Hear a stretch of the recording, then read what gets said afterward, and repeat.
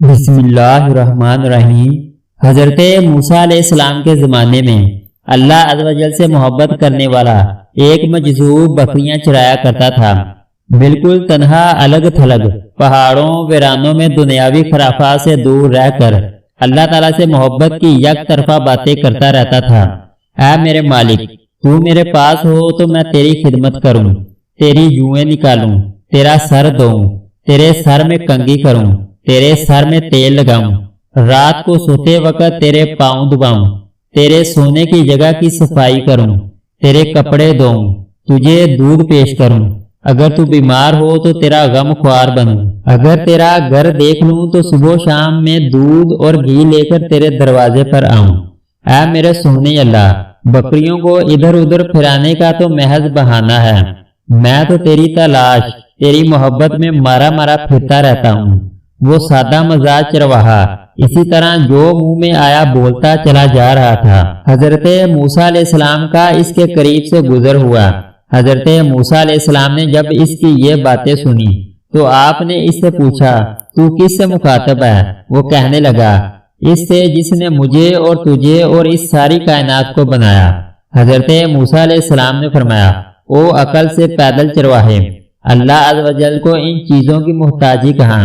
اے جاہل، اس پاک ذات کو ان خدمات کی ضرورت نہیں، تیرے کفر نے دین کے قیمتی لباس کو گدڑی بنا دیا۔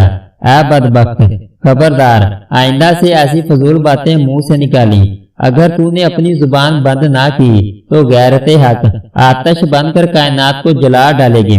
اس معصوم چرواہے نے جب موسیٰ علیہ السلام کی یہ باتیں سنی تو بے حد شرمندہ ہوا، اس کے اوسان فتح ہو گئے، خوف سے تھر تھر کانپنے لگا، چہرہ زرد پڑ گیا، پھر بولا، اے خدا کے جلیل القدر نبی، تو نے ایسی بات کہی کہ میرا منہ ہمیشہ کے لیے بند ہو گیا۔ یہ کہتے ہی چرواہے نے ٹھنڈی آہ بھری، اپنا گریبان تار تار کر دیا، دیوانوں کی طرح روتا ہوا جنگل کی طرف بھاگ گیا۔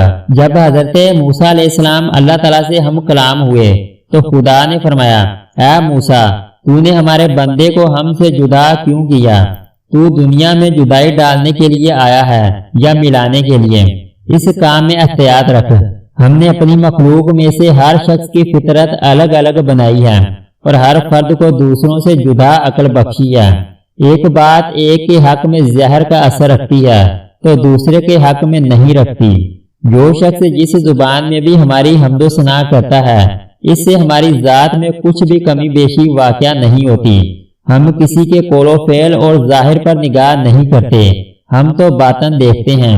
اے موسیٰ، دیوانوں، دل جلوں اور ہارے ہوں کے عذاب اور ہی ہوتے ہیں۔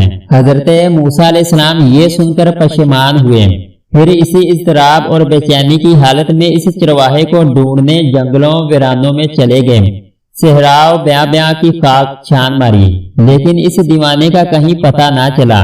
حضرت موسیٰ علیہ السلام نے تلاش جاری رکھی، یہاں تک کہ آپ اسے پا لینے میں کامیاب ہو گئے۔ چرواہے نے انہیں دیکھ کر کہا، اے موسیٰ علیہ السلام، اب مجھ سے کیا خطا ہوئی کہ تو یہاں بھی آن پہنچا؟ حضرت موسیٰ علیہ السلام نے فرمایا، اے خدا کے بندے، تجھے مبارک ہو، تجھے کسی ادب و اداب اور قاعدے ضابطے کی ضرورت نہیں، تو اصل دین پر ہے، تجھے سب کچھ معاف ہے۔